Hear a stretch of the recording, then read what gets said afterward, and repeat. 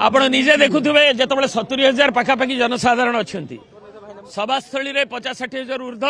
आग पछ देखिले 70,000 ऊर्ध जनसाधारण आज पहुंची आवेग जे प्रियतम नेता नवीन बाबू आसबे एवं महंगाई जो बोझ पड़ी अंतत पक्षे लाघव हम तेणु से सचेत करवाई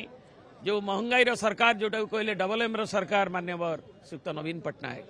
महंगाई का मार तो लो बोझ आज महंगाई बोझ इे चाषीर अदिनिया वर्षार क्षति एवं से क्षति उपरे चाषी जो भाव से पश्चिम प्रांत भी डिकलरिंग होकर ठीक भाव जो भाव चाषी तार न्याय्य पाउने गला काली जुजुमरारे जड़े चाषी आत्महत्या कर झी अभियोग कर अन्य कष्ट सांगे चाषीर आमर जो घर चलैबार कष्ट बोझ पड़ा मोर बापा आत्महत्या कले ये बड़ दुखद कथा गोटी पर गोटे चाषी टली पड़ुंट गरीब तांकर पूरा पेट कर परिवार चलैबा जो खर्चा चलई पारुना एवं मध्यवित्त निम्न मध्यवित्त उपर भी आक्रांत यार आच्छादन पड़ी तेणु तार विरुद्ध रे ये चेतावनी सभा यदि बीजेडी करे पुकार सरकार महंगाई सरकार हुआ होशियार ये चेतावनी जदि नकने कान कुंभकंतर निदा न भांगे